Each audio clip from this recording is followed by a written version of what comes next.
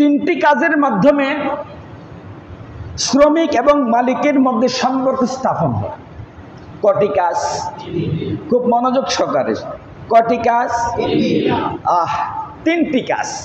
এই তিনটি কাজ যখন আপনার মধ্যে, মালিকের মধ্যে, শ্রমিকের মধ্যে, মালিকের মধ্যে সম্পাদন হবে, তাহলে মালিক এবং শ্রমিক বন্ধুত্বতে রূপান্তরিত হবে।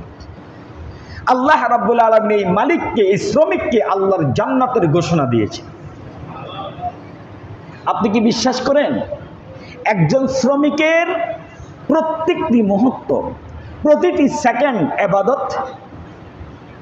দেখি জানি আমরা একজন রিটায়ার্ড প্রাপ্ত অফিসার,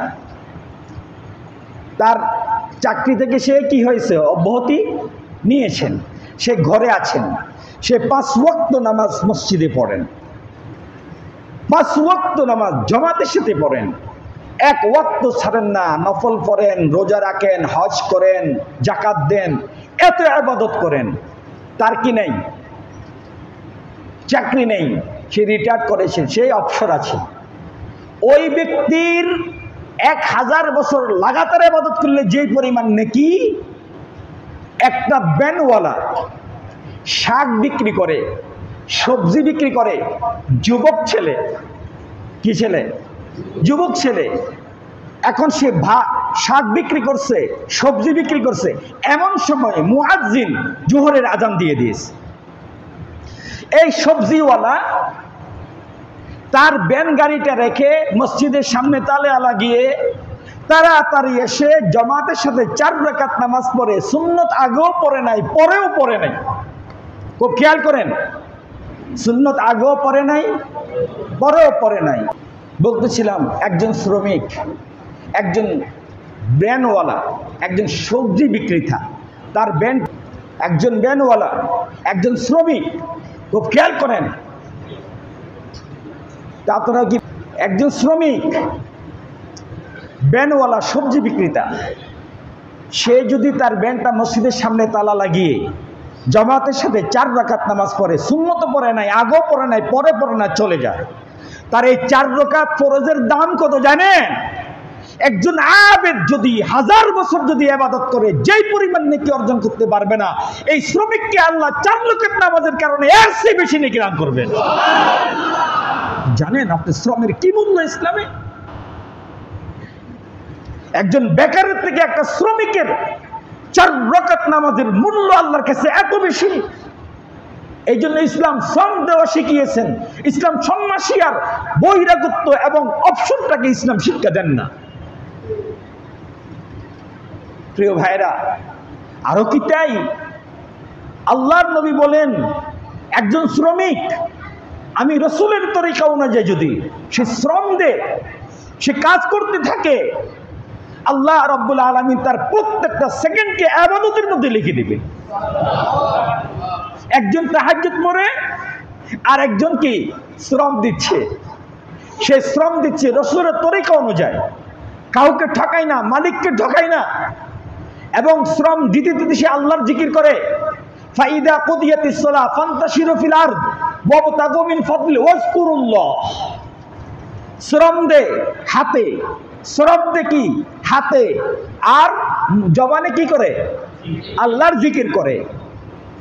ধরেন একজন কৃষক, সে জমিনে কাজ করছে, ধান রোপণ করছে, ধরেন সবজি রোপণ করছে, বীজ লাগাচ্ছে হাতে, আর মুখে কি জিকির, লা ইলাহা ইল্লাল্লাহ, লা ইলাহা ইল্লাল্লাহ, লা ইলাহা ইল্লাল্লাহু মুহাম্মাদুর রাসূলুল্লাহ।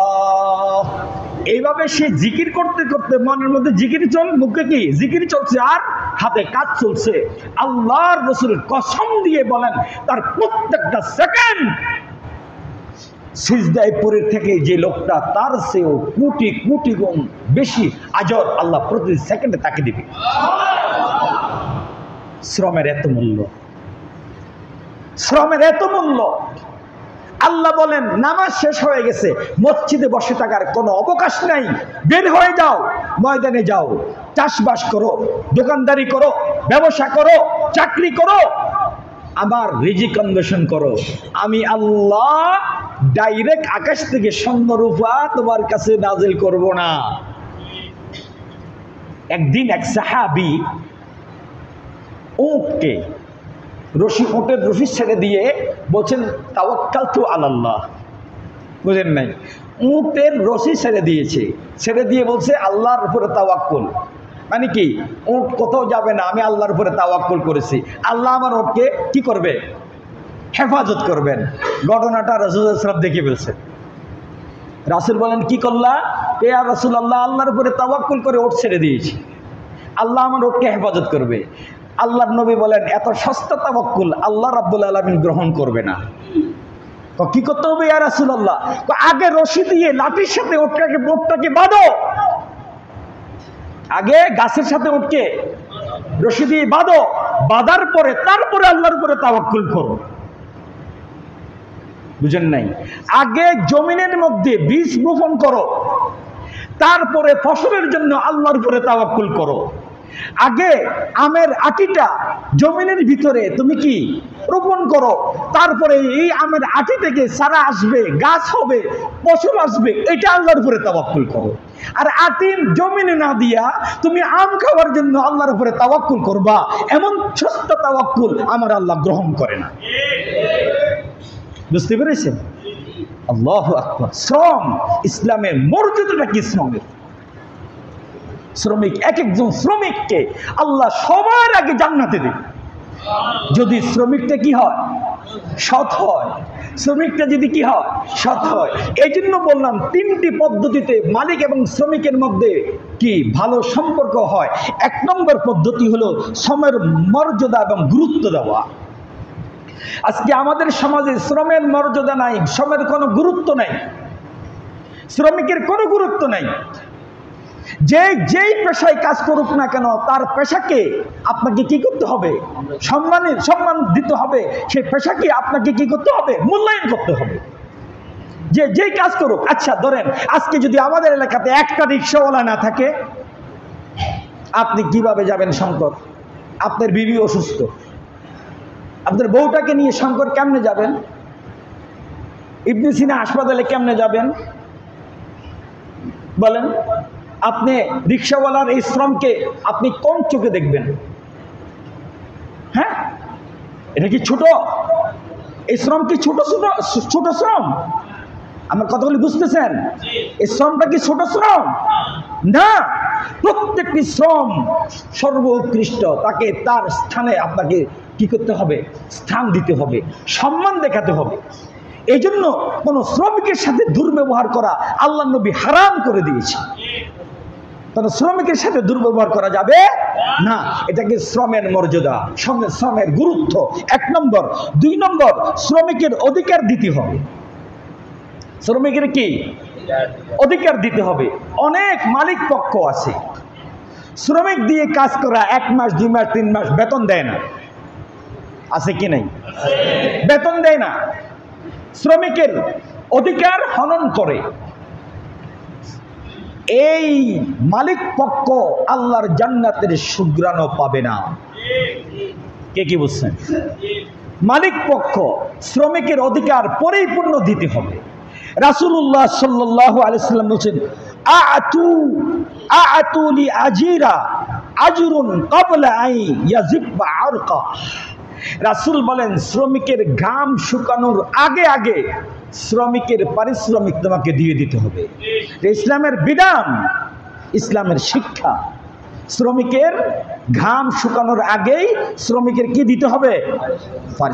শ্রমিকের মর্যাদা কত! আল্লাহর নবী বিদায়ী ভাষণে আরাফার ময়দানে আল্লাহু আকবার মেয়ের কথা বলেন নাই, সন্তানের কথা বলেন নাই, হাসান হুসাইনের কথা বলেন নাই।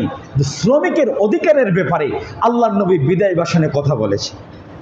আরো কি তাই, আল্লাহর নবী যেদিন দুনিয়া থেকে চলে যাবেন, বিদায় হবেন, ইন্তিকাল করবেন, তখন আল্লাহর নবী কয়েকটা মূল্যবান মোটা মোটা কথা বলেছেন মৃত্যুর আগে। রাসূল সাল্লাল্লাহু আলাইহি ওয়াসাল্লাম আল্লাহর নবী দুনিয়া থেকে চলে যাচ্ছেন, তখন আল্লাহর নবী কয়েকটা কথা বলেছেন। 1 নম্বর, আসসালাত। এক নম্বর কি বলেছেন? উম্মত নামাজ ছেড়ে দিও না। উম্মত, এক নম্বর রাসূলের কথা কি ছিল? সালাত।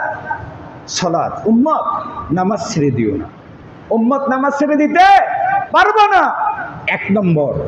দুই নম্বর রাসূল বলছেন, ও আমার উম্মত, ইত্তাকুন নিসা, তোমাদের নারীদের ব্যাপারে আল্লাহকে ভয় করো।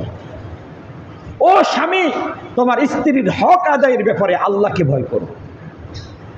নারীরা তোমাদের অধীনস্থ, এই জন্য নারীদের উপরে নিজের ক্ষমতা বল প্রয়োগ করবা। খবরদার, অন্যায়ভাবে তোমার বিবির উপরে, নারীদের উপরে অন্যায় কিছু করবা তো আমি রাসূল উম্মত বলে কিয়ামতের ময়দানে তোমাকে স্বীকৃতি দেব না। দেখেন, নারী অধিকার, নারী অধিকার ইসলাম কি পরিমাণ দিয়েছে। নারী অধিকার, নারী অধিকার ইসলাম যা দিয়েছে, পৃথিবীর সব ধর্ম যদি একসাথে যদি নারী অধিকার কথা বলে, ইসলামের এই একটা হাদিস যথেষ্ট নারী অধিকারের জন্য।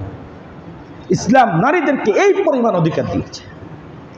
আরো আরো শুনবেন, রাসূল সাল্লাল্লাহু আলাইহি সাল্লাম, যা হোক আজকে নারী অধিকারের কথা বলার আমার সময় নেই, আসেন তারপরে তৃতীয় নম্বর, রাসূল সাল্লাল্লাহু আলাইহি সাল্লাম মৃত্যুর পূর্বক্ষণে কি বলেছেন?